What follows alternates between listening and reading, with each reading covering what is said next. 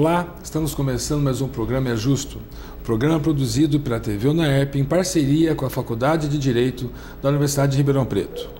Na semana passada nós recebemos a visita do Dr. Antônio Coutro, que nos esclareceu o direito de família, e o nosso telespectador nos enviou algumas perguntas ainda e refizemos o pedido do Dr. Coutro, que prontamente está aqui no nosso estúdio novamente, participando mais uma vez de um programa. Doutor, novamente, muito obrigado por ter aceito o nosso convite. Obrigado. Satisfação, vejo que o senhor fez sucesso. Já tivemos alguns e-mails aqui. E faça com o nosso telespectador, mande e-mail para o endereço que aparece embaixo da sua tela, tvunaep@unaep.br, indicando o palestrante, entregando o entrevistado, o tema dos nossos programas. Doutor Couto, nós tivemos uma mudança muito grande na parte dos alimentos, do Código de 16 para o Código de 2002. Qual foi a grande mudança que nós encontramos no tocante aos alimentos? Bom, em relação à questão da obrigação alimentar, desde já agradecendo também o convite novamente, a satisfação de estar aqui, mas retornando então, a mim parece que a maior alteração que houve foi aquela que diz respeito à inclusão dentro do capítulo de alimentos da possibilidade de os companheiros eventualmente serem acionados para pagar alimentos para a companheira ou a companheira pagar para o ex-companheiro, e também aquele detalhe que na outra oportunidade foi referido aqui, que mesmo sendo culpado, o ex-cônjuge tem o direito de pedir ao ex-companheiro, se bem que a culpa não é discutida na união estável, mas estou falando só por hipótese, mas em relação ao casal que era casado, aquele que foi o culpado poder pedir a pensão quando não tem a condição para trabalhar e eventualmente não tem nenhum parente que possa sustentá-lo.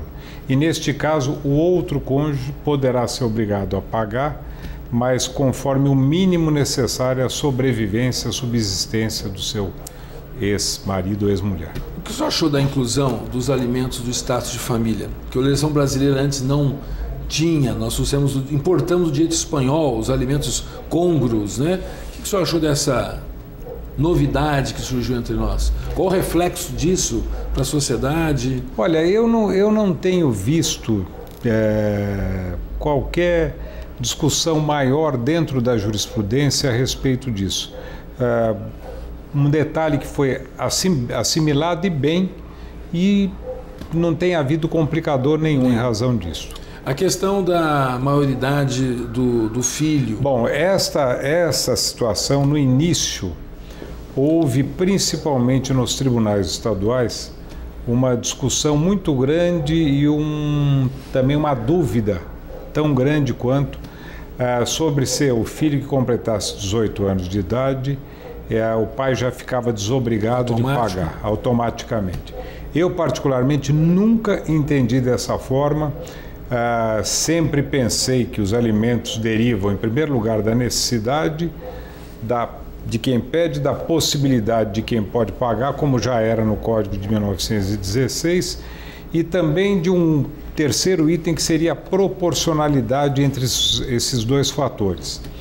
Agora, em relação à questão da maioridade, o Superior Tribunal de Justiça, ainda bem, desde logo ele se preocupou muito com isso e acabou inclusive sumulando a matéria e afirmando que a maioridade por si só não exclui o direito e a obrigação alimentar.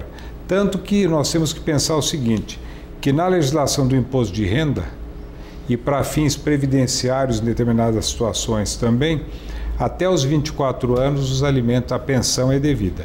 Portanto, não há que se ter critério diverso desse. É lógico e evidente que se o filho completa 18 anos, para de estudar e não quer saber de fazer mais nada, não trabalha e também não quer estudar mais, aí eu não tenho dúvida que o pai poderá pedir a exclusão. Agora, essa exclusão também não pode pura e simplesmente ser determinada pelo juiz sem ouvir o alimentando antes. Ele tem que observar o princípio do contraditório, tem que dar direito a produzir provas relativas àquilo que foi alegado como impedimento a que pare de pagar a pensão, ou então como possibilidade de se parar de pagar. Então o simples fato de parar de pagar vai preso. Muito provavelmente. Se depender de mim, irá. Com certeza. Até então é porque, necessário. Para mim, a questão é a seguinte: paternidade é uma coisa muito séria. Sim. Quem assume a paternidade, quem assumiu o fato de que quer ser pai ou de que está sendo pai, tem que arcar com isso. Então é necessário mover uma ação. Ação de exoneração de alimentos. Ou então ele pede dentro do próprio processo onde foi fixada a pensão, mas o juiz tem que observar o contraditório, tem que dar direito a produzir provas, eventualmente, ainda que incidentalmente ali. Doutor, como que fica a questão dos alimentos no tocante à idade? Os idosos? Bom, ou existe algum limite de idade? O Estatuto do Ancião trouxe uma mudança muito grande. Porque, em primeiro lugar, que o Estatuto do Ancião mudou visceralmente um determinado detalhe da obrigação alimentar, que é o seguinte: em relação ao ancião, ele pode pedir a pensão para quem ele quiser e, inclusive, pode pedir para 2 ou 3 parentes ou mais ao mesmo tempo, dentro daquela ordem que o Código Civil, ou da referência que o Código fala sobre os co-obrigados. O ancião pode pedir para um irmão, pode pedir para um filho, pode pedir para uma irmã também, e o juiz aí vai ver quem pode pagar, quem não pode, e ele pode até dividir entre todos, o que já não ocorre normalmente em relação ao filho, porque o filho, em primeiro lugar, ele tem que mover a ação contra o pai. Se ficar demonstrado que o pai não pode pagar, daí ele pode ir contra o avô ou a avó. O que não pode é ele fazer uma salada e mover a ação contra os pais, contra os avós, pegar avós paternos, avós maternos. E deixar para o juiz decidir quem paga. Deixar para o juiz ver quem é que vai pagar e ponto final. Os idosos já podem. Os idosos podem. Por causa do estatuto, né? Por causa do estatuto do idoso, que dá esse poder. O estatuto do ancião ou do idoso, que deu esse poder e, inclusive, criou aí uma figura que no princípio de vigência, inclusive, se discutiu muito sobre que tipo de figura seria processual ou material que o Estatuto do Ancião tinha criado. Se seria a solidariedade, se seria simplesmente um litisconsórcio facultativo, e isso, inclusive, na própria doutrina foi muito discutido a respeito. E até hoje há dúvidas. Quando recentemente teve aquela prisão daquele avô aqui no estado de São Paulo, que não pagou alimentos para o neto, foi preso, né? Saiu aquela celeuma, né? Nossa, o avô vai preso, pagou pensão para... Mas isso está previsto em lei. Não tem como escapar, né? Se não pagar, porque se está obrigado e não paga... E o avô é obrigado a pagar alimentos para o neto, caso seu filho não consiga. Caso o filho não possa. Então não tem como escapar de uma regra dessa. Hoje está bem complicado. Aliás, deixa eu até lhe falar uma outra coisa que não tem a ver com obrigação alimentar, mas que eu me recordei agora. E como eu estou vendo que aqui há um interesse geral naquilo que o Código Civil trouxe de novo, o Código trouxe uma situação nova em relação à pessoa que desapareça de casa, e que é a possibilidade daquele que eventualmente venha a desaparecer, não saiba do seu paradeiro, e seja aberto até inventário, ainda que seja naquelas condições que o Código estabelece, que em princípio são condições provisórias e que depois podem se tornar definitivas, o Código ressalvou que quem estiver nessa situação, o remanescente, o outro cônjuge, poderá, depois de um determinado momento, vir a se casar também. Só que o Código não esclareceu como é que fica se aquele que desapareceu, aquele que não sabe para onde foi parar, o ausente, vier a retornar. Parece que já aconteceu também no Brasil já isso, uma situação. Parece que já houve uma situação dessas no direito estrangeiro, no direito italiano tem uma previsão expressa dentro da legislação dizendo que vai prevalecer o segundo casamento e não o primeiro. A doutrina brasileira, que já se preocupou com esse assunto, também entendeu o seguinte: se o cônjuge desapareceu, aquele que era o remanescente acabou por se apaixonar por outra pessoa, então houve uma situação subsequente e essa situação deve ser privilegiada em detrimento da primeira. Faz sentido. Até porque o ausente sumiu e também, se não estava tão ausente assim, não se preocupou em dar um sinal de vida qualquer para indicar que estava vivo e que não estava da forma como se pensava, morto. Então, neste caso, eu penso também que, embora o Código não tenha disciplinado, tem que ser considerado o segundo casamento, e o primeiro casamento vai deixar de produzir qualquer efeito. Só o segundo é que vai produzir. Doutor, voltando àquela questão dos alimentos, os avós podem ser condenados também subsidiariamente. Podem. Condena, o filho move contra o pai não pode pagar R$1.000, é condenado em 500, o neto se volta contra o avô para reclamar a diferença. Sim, mostrando que o pai não tem condição de pagar, os avós, paternos ou maternos, poderão ser acionados. E aí, supondo que nós temos 4 avós, os 4 são responsáveis.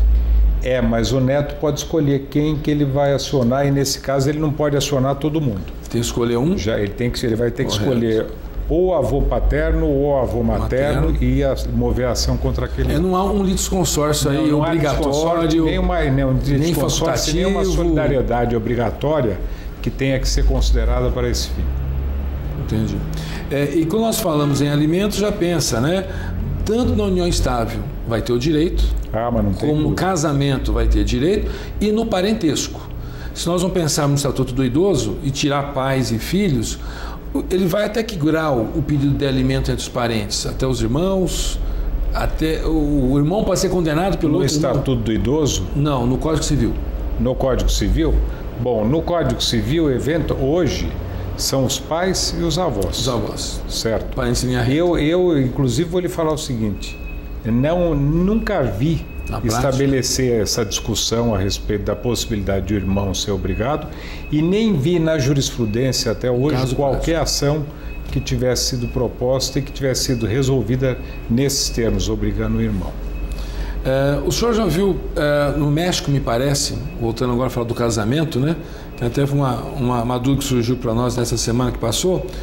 No México parece que é uma situação de um casamento que a pessoa casa, só que ela tem 1 ano para voltar no cartório para ratificar o casamento. Seria o casamento por tempo certo. Tempo certo. Que, aliás, tem uma advogada brasileira que até escreveu um artigo propondo que se fizesse. Me parece, então, cogitando até um projeto de lei já sobre isso. O que você acha dessa ideia? De a pessoa estar casada por 1 ano, se não voltar no cartório, ela demonstrou interesse em não ficar casada, mas será que ela casar tem que voltar no cartório e ratificar o casamento? Essa advogada me parece até de uma sugestão que estaria acabando com o divórcio, amenizaria o judiciário. Olha, eu particularmente sou contra, pelo seguinte: o casamento, eu falei que era um contrato, mas ele é um contrato fundado no amor, e não dá para nós imaginarmos pura e simplesmente que eu estou amando hoje, mas eu daqui a 1 ano poderia não estar amando mais. Então vamos já estabelecer essa possibilidade de ratificação, essa necessidade de ratificação. Sou contra. Entendi. O senhor está dentro do Instituto Brasileiro de Direito de Família. Qual que o Instituto vê esse reflexo da separação e o divórcio feito fora do fórum, o extrajudicial?